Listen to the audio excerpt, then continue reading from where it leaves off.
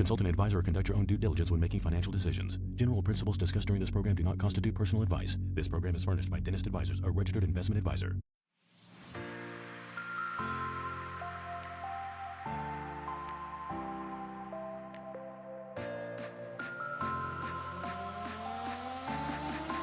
Welcome to the Dentist Money Show, where we help dentists make smart financial decisions. I am Ryan, and I'm here with Matt, and also special guest Cody Barris. Hello, everybody. Right. What's happening? 2 times in the same week, guys. It feels good. Feels like we're starting to feel like a bit of a dream team. I don't want to label anything. I'm not into labels. Feels like we're a real business here. Feels a real like boy. a real business, and it feels like a real dream team. I feel like Cody's really just rounded out the. Yeah, he keeps it serious. He keeps it serious. All right. It's almost like we've been sent to chaperone. And he's much more talented and smarter and, well-spoken, but it's also kind of like a chaperone situation. It it was like subtle, not so subtle from the marketing team of like, you know what, we're going to have Cody do this with like Studi's like messaging me like, hey, how about Cody joins you guys? Hey, what do you guys think about having like a moderator? I mean, another guest with and I was you. Like, you think Cody's going to stop us? You think Cody's going to stop us? He hasn't been around long enough to know how to stop the train. Nothing stopping you guys. Cody feels the pressure. He feels the pressure. He just sits back and his eyes get bigger. And we're just like, these guys are idiots. It's like, what tangent are we on? Studi didn't tell me that was my role. She just said to go in and she just went. have a good time. Yep. Well, you've done a great job. Thanks for coming back, dude. Yeah. Yeah. Thanks for having me. It's fun. Well, another round of shout outs to Cody and the teams for putting together what ends up being one of the favorite podcasts of our entire year.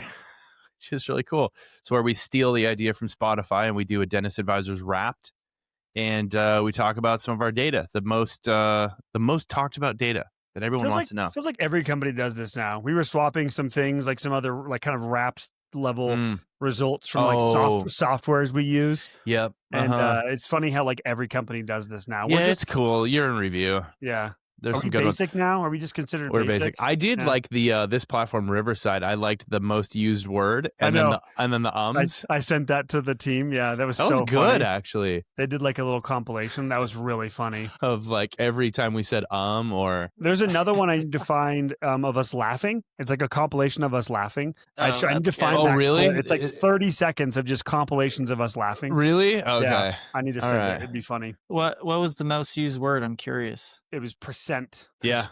Okay. Percent. Yeah. I'm surprised it wasn't dude. Yeah. To be honest, I think we've probably grown up a little bit more, but if it had been like the first, we're more professional now. 6 years of the podcast, it would have been dude. It's very true. Mm-hmm. Yeah. Dude or man or yo.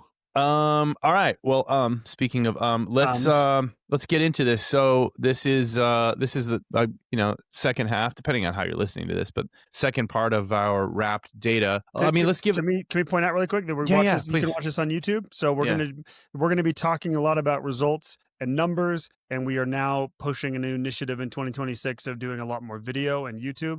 We realize that a lot of people watch podcasts now, which is I like. But anyway, so you can find this on YouTube. If you're listening in your car or somewhere and you want to get all the visuals we're going to talk about, we are on YouTube now. Check it out. Yeah, go to the tube of you. The tube. Does saying that I watch a podcast, does it just sound more sophisticated than saying I'm watching a YouTube video? I think so. Is that for sure? I think so. It totally does. People now, that's what they say. I'm watching a podcast. Exactly. Yeah. It's so true. Hey, I was going to say really quick, if someone is like maybe joining us or new to this series, maybe just like a quick intro of where this data comes from, I think would be kind of cool and helpful if someone hasn't heard a little bit about this before. I for someone like that, I would just say we've been around for almost 2 decades now. Can you believe that, Matt? Wow. It started almost 2 decades ago. I like to round up. It sounds cooler. It's like 18 and a half years. I joined in the second decade. Yep. We're pushing, if not quite there yet, 700 clients around the country, over $500 million of assets managed for dentists all over the country in all kinds of investment retirement accounts. And we track, as part of our core service of doing wealth management and financial planning just for dentists around the country, we track a lot of metrics. The core philosophy, the foundational piece of making smart financial decisions is being really, really organized and tracking metrics and data points that help tell a story and also help form questions about someone's financial health and their picture, where they're at, where they're headed, and how fast they're going there. So this is us, and these are data points that we use in our financial planning on a daily basis with clients. That's kind of part of the experience. So this is us taking a lot of these benchmarks and averages because everyone wants to know, like, how do I rank? How do I stack up? Some of these things, we used to publish benchmarks a lot more. Maybe we'll come back to that. We've been doing this annually. A lot of benchmarks are way too nuanced to just throw out there. Like average tax rate's 29%. It's like, whoa, a lot of questions there. But this is just us taking all of our data and experience from almost 2 decades and hundreds of clients and literally thousands of conversations with dentists and data points. And this is it. So that's where it comes from. Anything else you guys would add to that? I would just say, all jokes aside, shout out truly Cody for being like the reason why Cody is here is because of the level of an amount of effort he put into this. Takes so much to put this data together, and he's going to be able to answer the nitty gritty stuff for Ryan and I as we're looking at this. Him and Studi and the team deserve so much of a shout out for putting this together. Yeah, thanks guys. Thanks, Matt. Yeah. Okay, should we jump in? Let's just go. Let's do it. Quantitative. Just what are you worth? What are people worth? What's their human value? That's what we're getting. What are you worth? What's your human value? What's your human value? What if we started to try to rank that based on like how fun you are? Are you a fun hang? Are you good in conversations? Are you rich? Do you have a boat? Do you have a boat or a second home? Human value's higher. Yeah.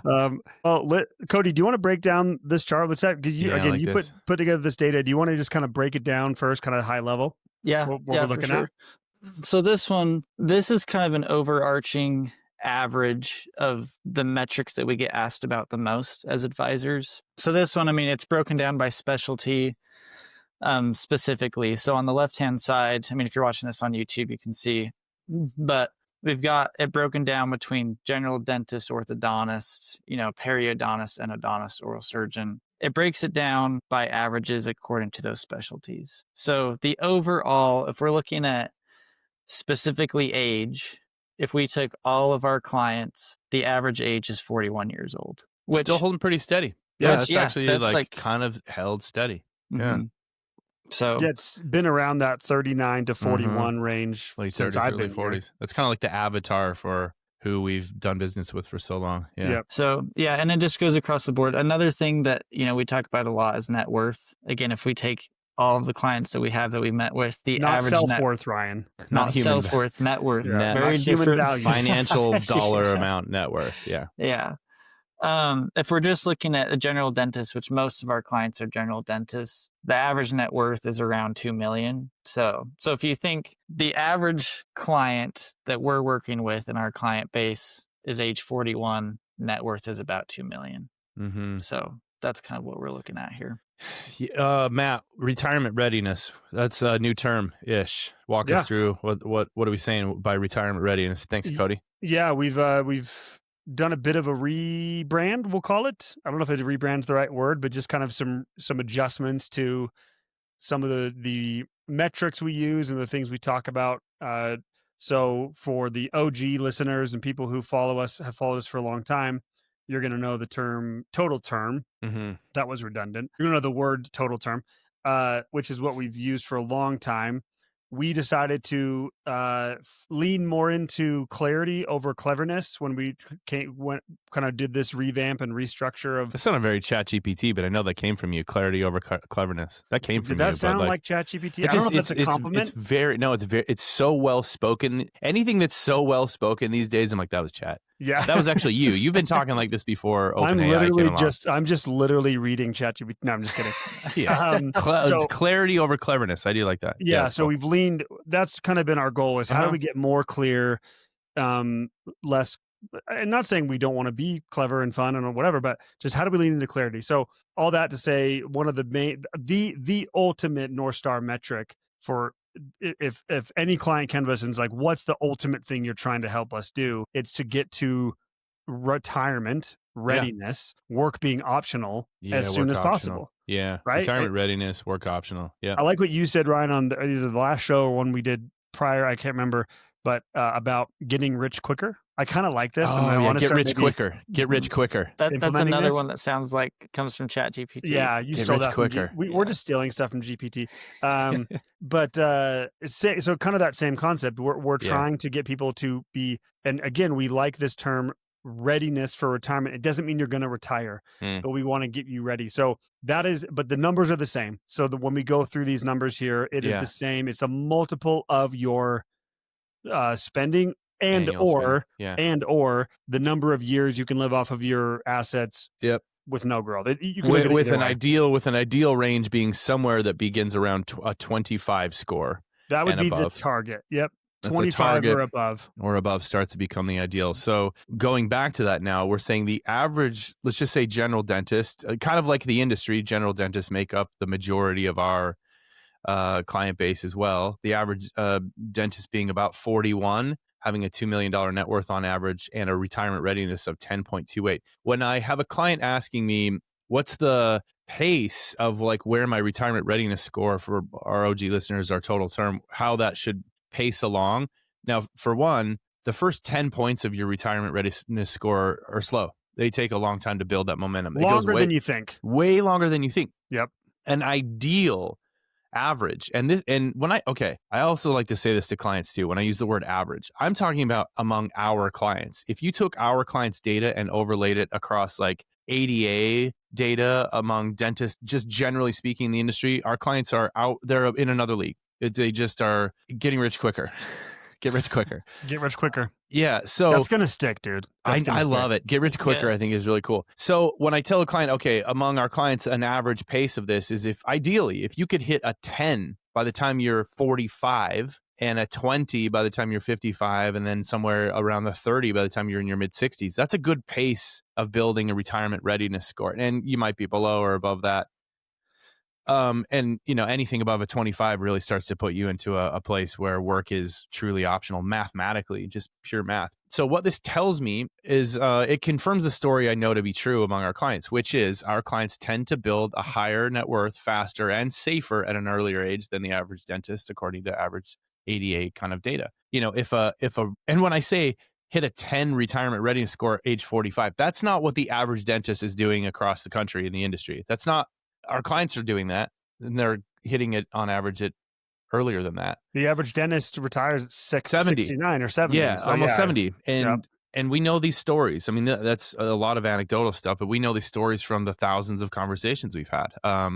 It's not always intentional. So this data just tells me our clients are ahead of schedule. They're already like ahead of the norm, and they're ahead of the norm ahead of schedule. If that makes sense. That's what this tells me. And that's what I know about our clients to be true, which is really, really cool to see this stuff. There's a couple other data points I want to point out, but I want Cody to jump in here as you were kind of reviewing this data or as we're looking at it now. Anything, I just want to get your thoughts on it. Anything that stands out to you, Cody? No, it's funny going into this. I kind of had that question that I was going to pose is at age 40, what should your retirement readiness number be? Yeah. And so I'm glad that Ryan went over that because single digits would be good. A 5, a 6. And I think, I think it's 7, 6, 7. Dang it, I hate that so much. Sorry. So I think it's important to know that our net worth and our retirement readiness number grows exponentially. Like it's not flat. Like you hear the first million is harder than the next million. And it really is true. As your retirement readiness grows, it grows exponentially.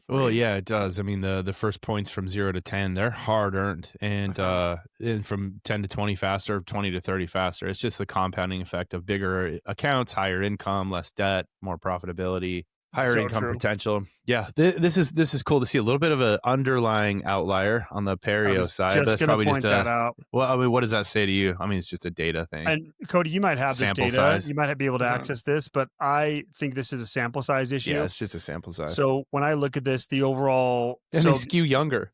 Our perio clients are like younger than the average. I just think we don't have that. And look at the income. The perio skews the income way up too. So there's a couple outliers. I think perio just is an outlier as a whole. Yeah. Go ahead, Cody. I was going to say, I'm looking at the numbers as far as like how many general dentists, how many periodontists. I was just going to look at those. Surveyed. And so periodontists, we have 12 in our sample size. Okay. So there you go. Compared to like general dentists, there's 290. So yeah. The it's a smaller sample size, so it's harder to get. So I kind of a more accurate number for them, but not saying we'd throw it out completely, just with that caveat. So when I'm looking at this, the average client age being 41, 41 and a half. It's like the IRS number. They love the half numbers. So 41 and a half, average net worth, 2.1 million, average retirement readiness. That includes the perio number that pulls that down a little bit, but the overall average is 10 and a half. And then we'll hit income here in a second. Like that to me, to your point, Ryan, I look at that and I'm like, these people, if you're out there listening, to give reference point, like that is ahead of schedule for the typical dentist. It just is. It is. Oh, like, it is. You overlay that on a ADA map or demographics map. This is definitely ahead of I wanted to just give context, like to your point, Ryan. Yeah, it is. And I just looked at it. Periodontists, apparently, thanks chat, make up 2.5% to 3% of the dental industry, which is actually kind of in line with the numbers that we have based on our client total. There you go. Actually fits. So anyway, shout out to Perio. Hey, if you know any Perios, send them our way. We need to bump our numbers, pad the stats a little bit we need more. to up our numbers. If you're a Perio listening, you haven't hired us yet, give us a call. Go to we'll send you a mug. We'll send you a Dentist Money Show mug if you really sign up today. We really will. Sign up bonus. Anything else on that for you guys? Like the net worth? I think we should talk about income, but anything else that jumps out to you guys? I'm just on age, net worth or anything. Matt, what do you see about the income numbers? I feel like every year we do this, they just keep going higher. I was going to say that. So our average, let's look at the overall average. Not that long ago when we started this rap series, it was in the fours, the average income. Now our average is over 600. Again, you guys are killing it out there. Killing it. Should have been dentists. We ortho 2 locations, my guy. I know. Isaac Ortho 2 locations. Isaac Molcock Ortho. We couldn't put my last name in it. It's fine. We couldn't put my last name in it. It just doesn't work, dude. Isaac Ortho it doesn't work. All right. You could do Barris. You could do Barris Isaac Ortho, and then I'll be your secretary. You could be the associate, dude. I'll be the associate. Okay. So the overall average and caveat perio is pulling this up for sure because the average perio we have is 861,000. Perio's making some money, so it's pulling it up. But the overall average of income for those surveyed is over 607,000. Yeah. And then the median being 518. Still going up. Yeah, Still that thing's going up. You know what else this says about the perio category? Again, tiny sample size, but it's just kind of funny. High income, high net worth, younger age, lower retirement readiness. That means the other component in the fraction of retirement readiness is spending. That means our average perio are spending higher. Spending a lot more. Yeah, spending some money. It's got to be. I think those orthos got to be given a run for their money, but the orthos are earning too. Look at those orthos. I know. Yeah, lower net worth, but a higher retirement readiness. It's that spending number. I wonder too, they think of orthos. I wonder if the lower net worth is their residency is usually a little bit longer. Yeah. Takes them longer. And it's expensive. So. Yep. Yeah. It's a really good point. Look at that. Look at that readiness. It looks good. So it bears repeating, Ryan. The income has increased every year we've done this by quite a bit. Yeah, I mean, what does that say about the industry as a whole? I think as time goes on, dentists are finding ways to continue to be more and more successful. What about DSOs? What about cost of school? What about insurance reimbursements? Yeah, and then people are adjusting to the changing industry landscape. So yeah, it's good. Cody, you want to break this down? This chart here? Yeah. So this year, something that we did a little bit different compared to last year is we wanted to focus more on separating individuals into age ranges because like we showed on the last slide, that's just kind of an overall average of all the people that we surveyed. But what we were realizing is that everyone is in a different stage according to their age, right? Like someone ages 27 to 35, their income, their retirement readiness is going to be a whole different story compared to someone that's 60. Totally. Yeah. Right. And we also this year focused more on the median number instead of the average because we think that shows a little bit of a more accurate depiction of, of our client base. Yeah. And so, because some averages can be skewed, right? Oh, if Robbie, skewed up or skewed down. Yeah. If Robbie was here, I'm sure he could give us a whole hour. Robbie would make a formula on give us a dissertation. Right. So anyway, so that's what this graph is kind of showing us. Everything's broken down by ages and just the median instead of the average this year. Yeah, and this is also pulling out incomes, excluding incomes over $2 million. Mm-hmm. Yeah. Which again is an interesting thing. Like, oh, you have to exclude incomes. Yeah, people are making a lot of money in dentistry. Yeah. It's really good. Yeah. We a note on that. We did that because we want to try and exclude any outliers, right? We know there are going to be a few making more than 2 million, but we really want to just capture kind of the average client, the average dentist. So we pulled Ryan and I out of this data set. Yeah, I mean, obviously, it's a little unfair. That would have skewed it way down. Yeah. I mean, dude, Isaac Ortho up. 2 location was Isaac Barris Ortho was gonna kill. That was gonna do so. You guys are crushing it right now in your minds. Is it too late if I'm 45 to go back and be an ortho? Never. It is never too late to chase your dreams, Ryan. Okay, thank you. No, I like that. I think the median's a really good idea. So maybe let's just break this down, just for those listening. And I'd love to hear from you guys, just from your perspective, anything that stands out. When I look at this, I'll just say it tends to make sense to me, the numbers overall, like just directionally. But first age range being 27 to 34, average net worth. And sorry, Cody, clarify, is the net worth also median? But all this data is median? Yeah, all of this data is median on this slide. Got it. Yep. So 27 to 34 net worth is but look at income at that age range. Yeah. So $120,000 net worth, a 2.6 on the retirement readiness, and an annual income of 356 for even the young bucks. That's what I'm saying. Like, I think they're finding good work. They're making money. Is this just selection bias for us, though? Do you guys think?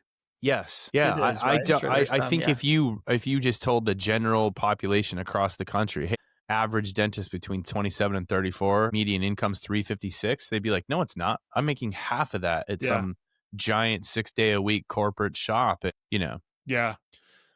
I would. Cool. Yeah, it's true. I think that's probably true for sure. Like you'd be hard pressed to find associates with a median income of 356 at this age, or maybe ever. But practice owner, I think I still contend that the income data released by the ADA and these reports that come out around highest pay profession, it's dentistry still reports. At the top, but it's so skewed downward and so inaccurate when you actually understand how a dentist practice owner is paid. It's just not even close. Yeah. But still, so that 356 killer income for someone 34 or younger. I mean, is there for people who do not want to own a practice, are there just for one reason or another, is there a career to be had being a career associate? Yeah. Oh yeah. There is. Making hundreds of thousands of dollars. You make great living. Yeah. Age range 35 to 39. Net worth just starting to get into that close to 7 figures, now to a median of 903,000. Yeah. Median retirement readiness score of 5.2 and an annual median income of 515,000. That's again, what I'm noticing here is pretty significant leap across the board from that age jump. What do you guys make of that? I'll just, while I'm mumbling to myself, say I just think that's a kind of the age range where you start to pick up a little speed and momentum. A lot of people are buying practices in their 30s, bump in income, bump in net worth, just because of those things. So, I mean, I think that's where you just start to see like people going from associateships to practice ownership and getting a bump there. It's cool though. Yeah, it's cool to see. Cody, go ahead. That was my thought as well. That's probably around the time they're buying a practice, give or take a few years. So the bump in income makes sense to me. Yeah, I totally agree. And interesting here, the income kind of settles down on this next range, being 40 to 44.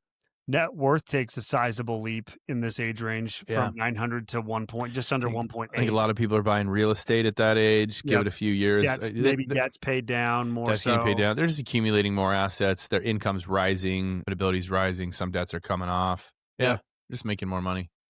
Retirement readiness at 7.1. So it's almost exactly a 2-point jump. Yeah. From that age range before. And then income's a steady, which I don't think is that surprising that income's steady within that 35, no, early or mid to late 30s, and then early to mid 40s. It's about 515, 518,000. Yeah. Yeah. Kind of steady. Yeah, for sure. That makes sense. I mean, it's still kind of that same group of late 30s, early 40s, newish practice owners accumulating more assets, paying off debts. Yep. Yeah. For sure.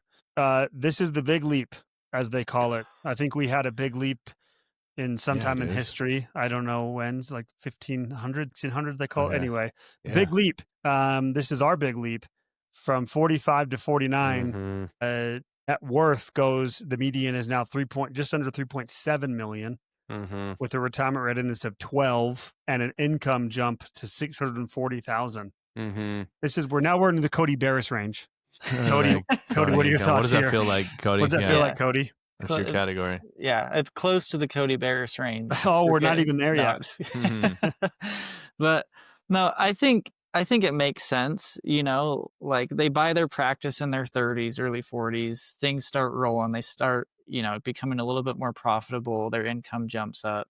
These numbers make sense to me. They start paying down more debt, right? So their net worth goes up, and their retirement readiness score on this is about even with what Ryan was saying earlier. Yeah, that was super cool. Yeah, your mid 40s to late 40s, early 50s, you're starting to get into the double-digit retirement readiness score, which is cool. Yeah, and I mean, we're going to see it in the next age range too. This is a part where people are still ramping and scaling up. Practices are purchased. They're running sometimes peak income, performance, profitability margins. This is also where people start getting associates and partners, buy back some time. Yep. I think we'll start to see that in the next age range brackets where net worth still increases, income will jump in the next one, and then kind of hold steady for a little while because they're passing along production work to other people while their net worth still continues to grow. Yeah, I think that's super insightful as you hit the next age range here, being 50 to 54. We now have hit a $4 million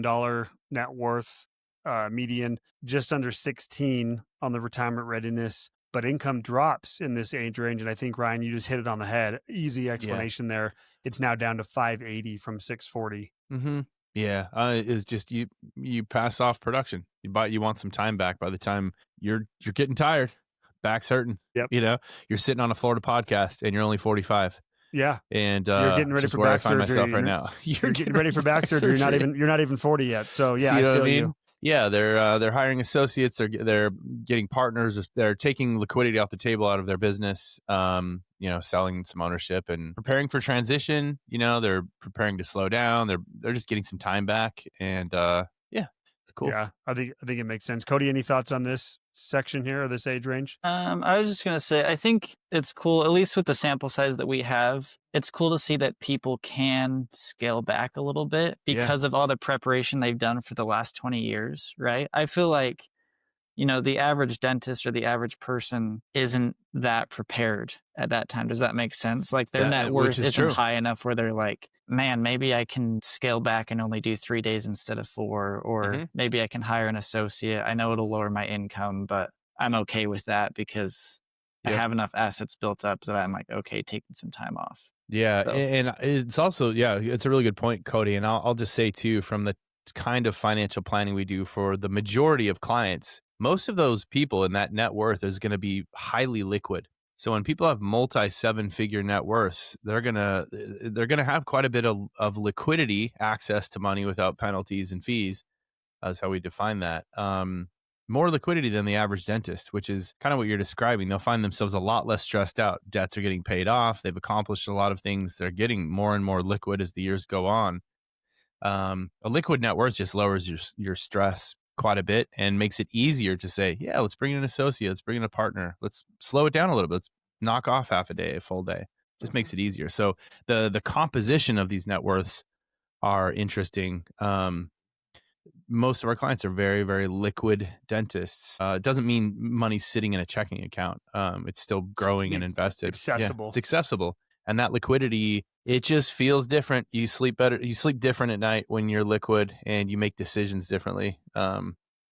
So anyway, yeah. Yeah, and I think that matched up with the age that you guys have both pointed out. It's just, I think we see this. Dentists have a different mindset at that age. They do, and they're okay at that age. Meaning that age being like as they enter their 50s, mid 50s, and beyond. Even if they're going to still work, I think they start to just think about it differently. They're like, you know what? I'm okay making less. to get more time. More back, time, more or health, just relax, back. more health. Exactly. Yeah. So it's just cool to see this bearing out, like the things that we see in real life with dentists bearing out in the data and having a really easy story to tell. That just lines up really well. Totally.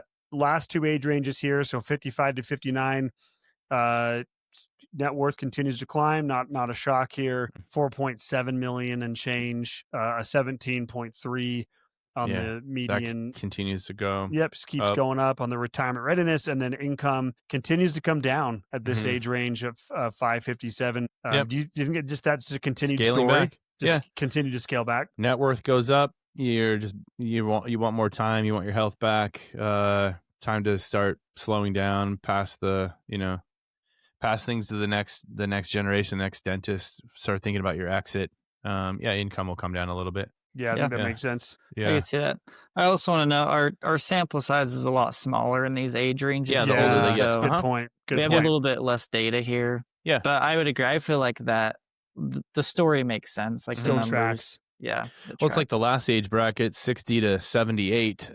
Fewer people here. Yep. Net worth does bigger start bracket too, by the way. Yeah, way bigger bracket. Wider age bracket.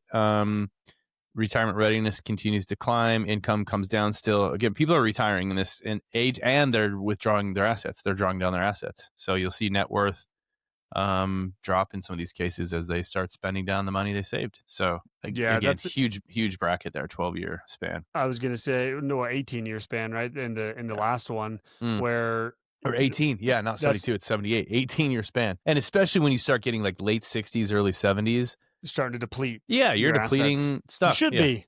You should be. You should be. That's what you saved it for. You better be spending it. You better be spending it. Anything else on this, guys, before we go to the next? Not cool to see. No. Cody, break it down for us. Yeah. Average so spending. These are just some more metrics.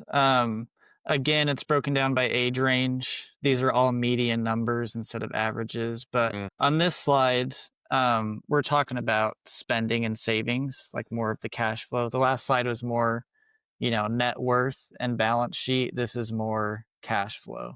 And so, and it's interesting to see, I mean, we'll talk about it, but, spending increases as income increases is kind of what it looks like, which there's some spending creep there. And it makes sense, as you make more, you want your lifestyle to be that makes sense. A little bit better, right? So yeah, and there's these like phases in life that probably don't align perfect with those age brackets, but you go from the first house to like the next big house or the dream house, or you go from the small leased 4-operatory location to the dream building that you built from the ground up on some dirt. And there's chunks of time in here where you have these big expenditures that draw down liquidity and some net worth for a while. You take on more debt, and then it obviously builds back up. But this is interesting. I was trying to rough calculate spending percentages and spending percentages, but these all hold true at like a third ish. Like people are spending about a third of what they make on average. Yeah. Ish. Maybe a little bit more, 40%. People are spending about 40% of what they're making.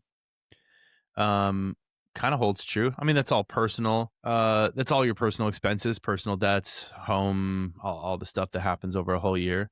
Yeah. Savings rate. What are national savings rates averages, like national public right now? Really, really low, single digits. I think lately it's been like 1%, 2%. Yeah. In that range.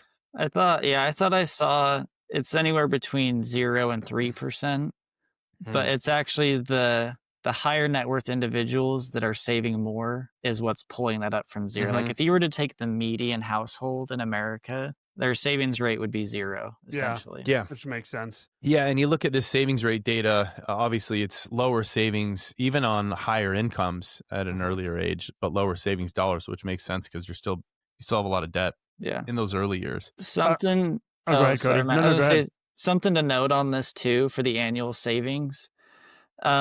This one, we kind of have to make some assumptions, and it's because we only have savings data for money that's saved in accounts that are under our management. Yeah. And so like this first age range, for example, the annual savings is 41,000. That's only data that we have from accounts that we manage and that we're managing. Yeah. So they may have, a 401k with another provider or something that they're maxing out that we don't see. And so, or we can't track the data. We can see it on our balance sheet and the dashboards, but We don't have like auto data to get there. And, it's worth noting too, some of these people are making extra debt payments. They're paying down debt faster, which we consider savings. I mean, bottom line, the average dentist that works with us has a savings rate just so far and above not only average, but average dentist out there. Yeah. For sure. I'm realizing we probably should be giving some numbers to this because a ton of people are listening to this and not watching on YouTube. Yeah, that's true. Let's start reading. Just feel like I'm in a webinar and I'm like, wait, they're not. Oh yeah, yeah, they're no not one's watching. seeing this. Yeah, but I think the spending data people want to hear probably more than anything. Yep. So 27 to 30, I'll go through this really quickly. 27 to 34, 158,000 and change. Don't think that's that. No, especially with an income of 356. Like, that's pretty income. reasonable. Yeah. 35 to 39, the spending jumps to 204,000. From 40 to 44, 213,000 and change. From 45 to 49, average spending is teetering on the edge of 20,000 a month. So you get into 20. I'll just round up 231,000. Yeah. And then from 50 to 54, it hits that 240,000 for the year. Goes up even a little bit more from the 55 to 59 at 246 a year. And then that large cohort in the last 60 to 78 drops to 171, which is not surprising at all. No, really peaking in that late 50s. Peaking late 50s into your 60s. And again, this just reiterates the point that we make all the time. Do not assume that magically one day when you're older, your spending is just going to drop off a cliff. No. It's not going to cut in half. And it won't significantly drop until you start approaching 70. Just statistically, anecdotally, that's just going to be the case. And you can see this here. I mean, because someone might see that, Ryan, the 171, and be like, well, what do you mean it dropped off significantly? That age bracket goes up to 78. Goes up to 78, and that's going to definitely be, and to Cody's point earlier, this is just a much smaller cohort. Much smaller sample size. I do think spending will eventually drop. In general, but not like people always think. Not like you assume, And I think spending is going to be much higher than you realize. I'd say it depends on when you retire. But let's say you walked away from dentistry earlier than average. So let's say you were like early 60s or even late 50s. You can bank on the fact that spending will go up because you're healthier, you're younger, you're going to travel more, you're going to spend more on your kids and grandkids. So your spending will most likely go up and then eventually come down later. Well, and especially if we're talking about people retiring in their 60s with 25 plus retirement readiness score, that type of a score basically means if you keep spending like you're spending, you're going to be passing a lot of your wealth along. And everyone has very different views and wants on what they want to do with their net worth and passing along. So some people, I imagine, get to that place. They're like, this money's going to last longer than we're going to live, which is going to be the case for a lot of our clients. And not everyone is going to want to live a life where that all gets passed down.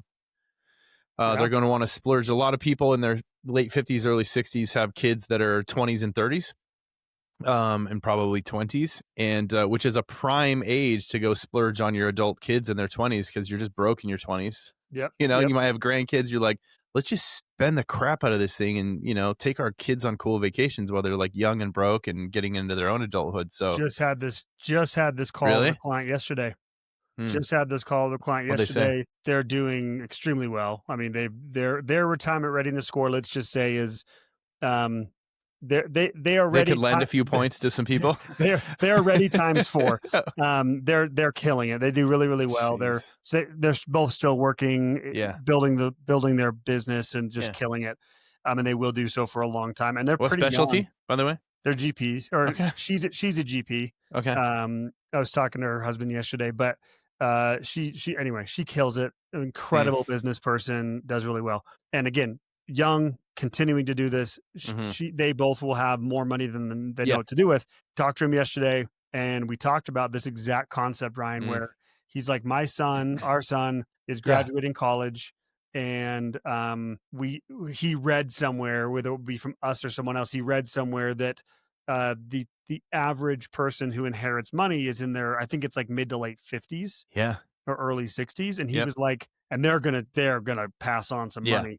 And he was like, what are we doing? Like, why don't we just give some money now to help him get set up with a career and or a home, and that's all personal preference. But he had kind of this epiphany of like, we want to give this money now. Which I thought was a really cool, intentional approach that he had. I was building a career and broke and finishing school and having kids in my 20s, and even like a average vacation that I couldn't afford at the time, purchased by my parents or grandparents, was like huge. It was the biggest thing ever, you know? So I love that. That's really cool. And a lot of people will find themselves in this situation and have these choices of like, should we start spending this down a little faster? Because when we're 90 and our kids are in their 50s and 60s, like, do they need that money as bad as they do in their 20s? So will they enjoy it as much? As the resident young buck of the group, as Cody pointed out in the last episode, dude, I laughed about that honestly afterwards for a while.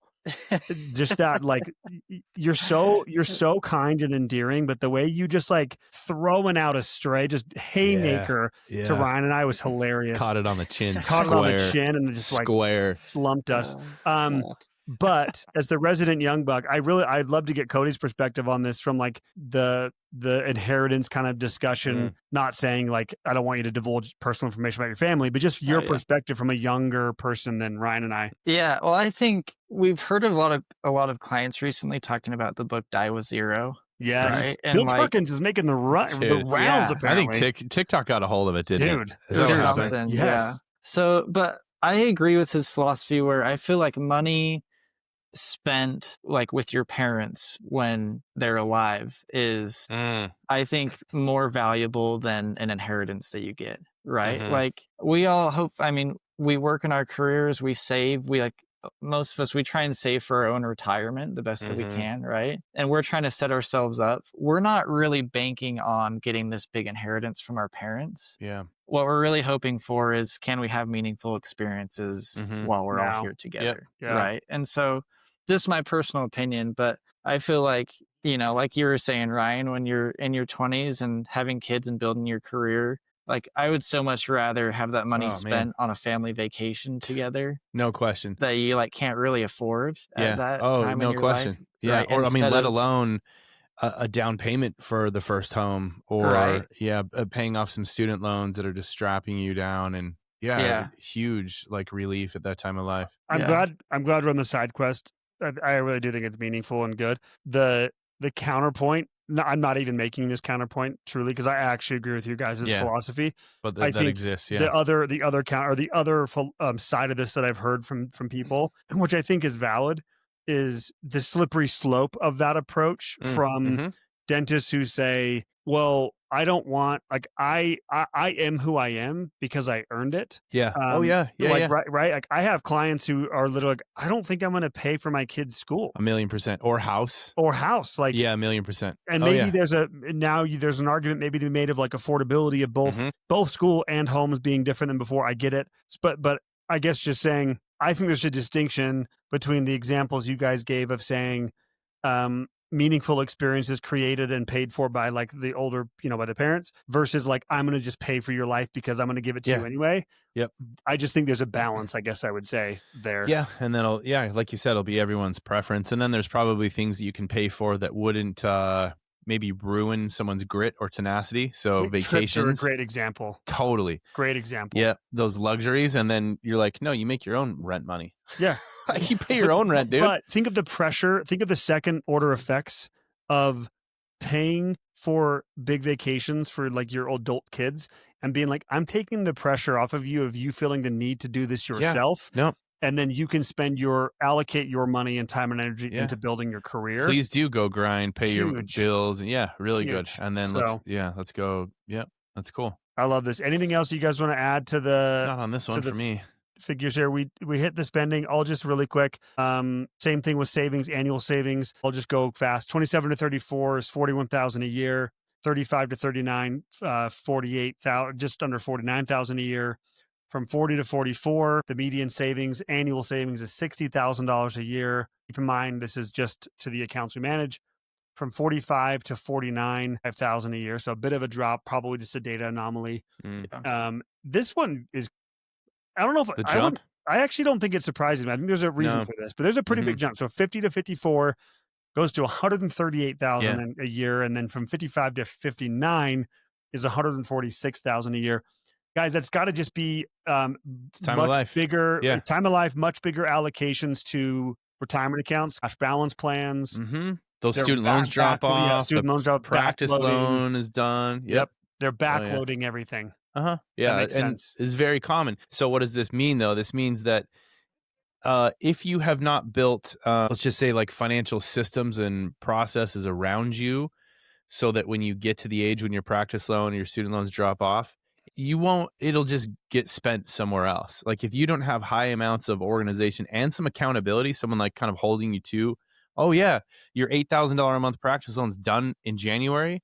Where is it going? If there's not a system and a voice in your head, a little financial Jiminy Cricket chirping at you all the time, it will just go get spent somewhere else. And so this also tells me the story of the effects of financial planning and financial organization and accountability, because this would happen to me too. If a debt falls off, it'll just sit in my bank account and I'll go spend it on something else. So yep, totally agree. Very important. Cody, any final words on this before we get to the last chart here? No, yeah, I agree. It's like the argument, Matt, of like tax strategy to lower your tax bill, but then what are you doing with your tax savings? Like, are you saving your tax savings, or are you just like spending your tax savings? That's a huge part that people don't always think about, for sure. Anyway, okay, this last one, this is what everyone always wants to know too. Debt. Cody, what are we looking at? Yeah, so here again, I mean, we've got the age ranges, we have the median values, and I think the numbers all make sense. I know we'll get into them, but again, we've got personal real estate, practice debt, and student loans. And those are the three that people are the most worried about, especially student loans, right? I feel like almost every new client that comes on board, their first question is, what do I do with my student loans? Everybody. Like, these just weigh on my shoulders. How do I get rid of them? So I know we'll get into it, but I do like seeing that, it takes a while to pay off your student loans, and that's okay. Like that is totally normal, and it's okay to start with $400,000, $500,000 of student loans. Like that's normal, and you can pay them off and build wealth at the same time. Yeah, I expect to see those student loan. I'll break it down really fast. The age range 27 to 34, average student loans is 387, 800, so almost 388. Ryan, what do you think that was when you started? Like when you we were doing this 10 years ago, or 20 years, 18 years ago. I remember the first student loan conversation I ever had was with our first client ever, and I was gathering some data. He was still with us. His loan balance was like 180, his student loans, and it was like at 2%. Yeah, I remember like being like, "There's no way. That's a typo. You don't have That's crazy. There's no way you have 180 grand." And that was like his full student loan balance. Yep. Coming out like early career now. You see that? You see this 387. It's kind of like, that's normal. That seems low. Yeah. Yeah. I was going to say, I expect that column of student loans to just keep skewing higher and lasting longer later into life, which is okay. Like Cody said, it's okay. This whole game is net worth. It's not, I'm only financially independent and work optional when debt's gone, because you can have your debt gone and not have good net worth. This whole game is net worth. So you can hold debt and still have a good net worth. So ages 27 to 34, average student loans 388, 35 to 39, average student loans are 215 balances. Ages 40 to 44, just shy of 90 grand. 45 to 49, $3,600. It's like that advisor just needs to like say, "Hey, you know what? We're gonna skip our savings this month. Pay that. Go ahead and pay that off." Yeah. And then 50 to 54, handful of $1,000. So, and then they're gone. I would expect that those numbers to just steadily rise and continue later into life as our ages, as these younger dentists become our 41-year-olds. Yep, totally agree. Interesting thing there. Let's look at personal real estate though. What's the median house price these days, Matt? It's in the fours. I want to say it's 440, but I will find that out real quick. Okay. House price. Yeah, median house price. While you're doing that, I'll just start reading the brackets here so you can just lock that in. Ages, these are the age range again, 27 to 34, average or median or average, buddy? These are all median numbers. Median personal real estate. So basically your house, $299. Do you want the home price, by the way? Yeah, what's the average home price? So existing home price this was Q2 of 2025. And then they have a little bit of later data from October of this year. 415,200 is for existing, and then for new homes, it's about the same, to be honest. So it's about 415 for the median home price in the U.S. I mean, these two categories alone, it's going to shape how people live and educate themselves. The student loans and housing, what people will do in the future, very different. Ages 35 through 39, average balance is 439. 40 to 44 is 474. 45 to 49 is where we start to see it declining. 50 to 54 is 370. 55 to 59 is 292. 60 to 78, 245. Here's something to talk about. How many people still carry mortgage balances when they're done working? Yeah. Which again, this is a net worth game. Your mortgage doesn't have to, preferably it is, but it doesn't have to be gone for you to be financially independent. Your net worth, net of everything, just has to be big enough. And I mean, man, you're just seeing people continuing to move housing even in their later years. It's these are just new trends that didn't used to exist. Yeah, I think this is an aha moment, or this has been an aha moment. I know when we've spoken, or as I've talked to dentists after, like, they listen to podcasts, whatever we've referenced this before, that, like, although we understand ideally you'd want to be debt free going into retirement, and you think of those things as synonymous, they're actually not. And that's not us advocating for having debt in retirement. We're not saying like you should. That'd be great if it's all gone. It's not. It's not good, bad, or it's just a thing that we're saying. It's not a prerequisite. You don't have to be debt free to call yourself ready for retirement. To your point, it's a bigger picture figure we're looking at. And it's interesting when we look at this in that older age cohort, still multiple hundreds of thousands of dollars mortgage balances, people carrying debt balances. Well, we're still seeing people in their 50s and 60s downsize, but upgrade quality of housing, and they're just getting into more expensive housing. I mean, housing in general is more expensive. So I also wanted to point out one thing here that I think is interesting when we just look at the data of the home price, the median home price in America being 415. And then we look at this data. This isn't surprising, but I think worth noting that the median real estate loan from 35 all the way up to 49, or that 45 to 49 age cohort, existing real estate loan is much larger than 415, which what that means is, and that's not the entirety of the value of the home. What that means is our clients and dentists in general, I would imagine, are buying much more expensive homes than the median home price. Yeah, that's the story that this median real estate loan doesn't tell, is that for the most part, dentist homes are just higher value homes. Yeah. Yep. Which again, they make a lot more money. So that's not like that's crazy. Yeah. And the reference group is far different than the typical American. So very. I think that makes sense. It would actually be, we're not going to ever, I don't think we can even get this data, but it would be interesting to know if we could gather the median home price of this, if we could like get people to answer that question in the survey. Home value. Yeah, that would actually be really cool. Where you're like, we'll look you up on Zillow, dude. Yeah. Yeah. We'll stalk you if we have to. We'll figure your stuff out. We're dentist advisors. Do you want to hit practice? I actually think practice. We already hit student loan practice. I also think it'd be great for us to finish with total debt balances. I think that gives people maybe some peace of mind. Yeah, to be I think so. I was just going to say that. So I'll do practice and you can do total, or one of you guys can do total. I'm going to let Cody hit total when you're done. Okay, so practice, we're going to start with age groups again. This is for practice loans. This is not, and just to be clear, this practice loans, acquiring the practice, usually practice loans are lumped in with like equipment, upgrades, everything. This is not like buying a building. Yeah, we don't have that on here. I just realized. We don't have that on here. Every year that we've done this, it's only like a third of our clients actually own the real estate they practice in. It's not even what you would think it is. Is that why we left it out, Cody? We just didn't get enough data on it? Yeah. The data, I feel like it just didn't reflect our clients that well. Yeah. Like not enough of them own their own practice that the numbers the building. Off. Yeah. I mean, their building. Every year we go through that. I'm like, the pressure that you have to own your building, and the myth that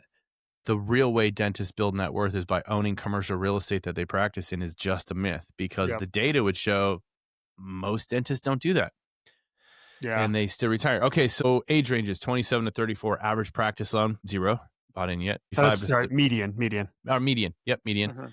35 to 39 is 386. 40 to 44 is 268. 45 to 49 is 256. 50 to 54 is 120, and 55 to 59 is $50,000. So again, you see it peak in your late 30s and then start to decline starting at about 40 years old. No, it's pretty typical. Again, adjacent to this category is like how great it is to work in an industry where you can go get so much money for your business and just have it be you can be in your bank account in 2 weeks. You can be brand new in your field and you're like, here's $1 million, go start a business. Yep. The liquidity and funding in dentistry is what makes it one of the best careers to be in. So I think this is the column we have to emphasize. We've said it multiple times, but it's worth emphasizing, median, because I think a lot of people will hear this one and they're going to be like, hold up, 35 to 39 is 386. That's the median. So I just have to emphasize that again because average is much higher than this. Yes. Our average might even be like double this. Totally. I think it is. Yeah. That would make a lot of sense. Yep. And then the associates who don't own practices obviously would skew the data the other way, which means the median is going to be much lower. Yeah. So, Cody, you want to hit that total? Yeah. We'll finish up with that. Let's go for it. So for total debt, I mean, this includes personal real estate, practice, student loans, commercial real estate if you have it. From ages 27 to 34, the total debt is around 1 million. It's like 1.026. That's a yeah. I think the average person would see that and be like, that's scary. Like I'm in my early 30s with $1 million of debt. Yeah. That's terrifying. You would think that you're doomed forever. Yeah. Forever. Uh-huh. But like you were saying, Ryan, that's not the case. As a dentist, you can go get $1 million loan by practice, get your career started. It's do $1 million in revenue your first year. And yeah.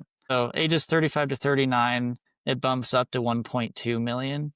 And I think that makes sense. I think just more people in that time frame are buying practices, right, compared to 27 to 34. From 40 to 44, there's another jump up to 1.6 million. That's where it peaks. That's kind of the peak. And I want to get your guys' thoughts on this. Why do you think that is in that age range? Is that just in that age they're buying a bigger house? Maybe they're buying into a practice houses at the same time. Yep. Mm-hmm. Like it seems to make sense. Adding more to the practice. I was just going to say that too. Expansion. Yep. I think the expansion to the practice, expansion to lifestyle, which usually means home and or second home, condo, whatever it is. Really common. I think you're going to see that much more likely in that age range. I think this is probably age in general where dentists get the most itchy. It's like, I think this is the itchy range. They got money and they're bored and they're kind of mastered bored their career. And like what's next? It's the point of life. Let's spend some money. Yeah. Ryan and let's go get some Versace. Yeah. You know what I mean? I'm teetering on the edge of entering this age range, and you're on the back end of that age range. Yeah. So we know this well. I was gonna make a joke there, but we'll save it for offline. Yep, go ahead. I know how to cure it. Yeah. All right. Next age range, 45 to 49. It drops down to just under 1,997,000. So. And then we'll keep going 50 to 54. It drops again to 950. Or sorry, did I say million on the last one? 997,000. Just below a million. Just under a million. Yep, just below a million. 50 to 54, 148,000. And then 55 to 59, it drops to 760,000. And then keeps going. Yeah, last age range 60 to 78, around 500,000. Which again, there's a myth in personal finance out there that financial freedom is debt free, which hear this, like, please, let's get out of debt. That'd be great. Totally. Go into your do it. Retirement debt free. However, mathematically, that's just not true. Mathematically, it's the net of everything. That's all you need. And so if your net worth pays for everything, including your debt, then you're still financially free with a high enough net worth. Yeah. So true. So what this would tell me, especially on the business and the practice side, it's worth continuing to invest in your practices as you get older and your practice ages and you're ready to transition it to the next dentist or group or whatever. It's worth continuing to invest in it because it keeps up the value of that asset. Don't be afraid of debt for things like that. Yeah. Keyword there we used on the last one that is worth emphasizing again is with intention. Mm-hmm. Which we just so happen to have a resource now available to our practice owning clients, Ryan. the lovely one and only Christine Ewan, where we have these conversations all the time as our practice growth strategist to help dentists with these decisions. And we can't, it's just worth a plug there, just how amazing she's been for our team. Every conversation. Yeah. So what we're talking about, we are not a dental consultant company. We have great partners. Amazing we can refer partners. to. Yeah, really good. But we did hire a career veteran dental consultant, been in the industry of dentistry for 30 years, consulting 20 years. And she's here exclusively to just jump into our client cases and help them with growth questions and, pull numbers. And she's just a veteran of the industry who can see it all. And then when we see bigger problems that need like months of fixing, then we can refer someone to one of our awesome partners and get you the help you need. But having her on our team to jump into some of these questions that, aren't typical financial advisor territory is every conversation that clients have with her, they're always like, whoa. That just changed my perspective on a lot of things. So shout out Christine. Christine listens every episode too. So what's up, Christine? Thank you. She's been amazing. Yeah. Yep. Last thing I'd just say on the debt, and I want you guys to, I want to give Cody last word officially. But I just think it's hopefully encouraging for people to feel like, not like in a misery loves company type way, but the dentist can see and hear like, oh, like 7-figure plus is the median out of the gate, like early in career. I just think that hopefully is encouraging for dentists to be like, well, this is just this is normal. It's a territory. And B, this is, we see this data and we're saying this is still such a viable, amazing career. Still worth it. And people getting near retirement, still holding 6 figures, multiple 6 figures in debt. It's okay. Yep. It's a net worth game, not purely a debt game. So, Cody, you have last words, but I'll just say, if you have any questions about this, as always, the easiest thing to do is go to dentistadvisors.com and click the book free consultation button and then get us on the phone. Ask some questions. Tell us your story. We'll help get you in the right direction for sure. So thanks for listening and go click that button. You know what I mean? Go click to the website. Like and subscribe. Click the button. Cody, round us out. Only a few spots left. Oh, there are. They're selling fast. Advisors are selling out quickly. You better hurry. Act now. Yep. Yeah. I'll kind of say to close this out. I think it's important to know everyone loves to see this data. They're like, and a part of it is they love to compare themselves to, the people around them. I think it's just important for us to emphasize like everyone's situation is different. The most common answer to a question that someone asks their financial advisor is it depends. And it just depends on their financial situation. So obviously take these numbers, you can kind of compare where you're at as a dentist, but also remember that everyone's situation is unique. So boom. We lobbed him last word, Ryan. Okay. Put him on the spot and he freaking nailed it. This guy just grand slams it out of here. So I think we threw him a fastball and he still hit it out of the park. He did it, eyes closed, one-handed. Okay, he did it. Cody. Thanks, Cody. I see I'm just you, trying Cody. to get on the next one. Holy cow, you are invited. The mix, yeah. All right. Well, that's it. Awesome, thanks, guys. Thanks, everyone, for being here for another year of Wrapped, and we'll see you next year. Next year? Bye-bye. No, this is going to be out in 2026. So we'll see you later this year. All right. We'll see you later. We'll see you later this year. Okay. All right. Okay. Bye. Thanks, guys.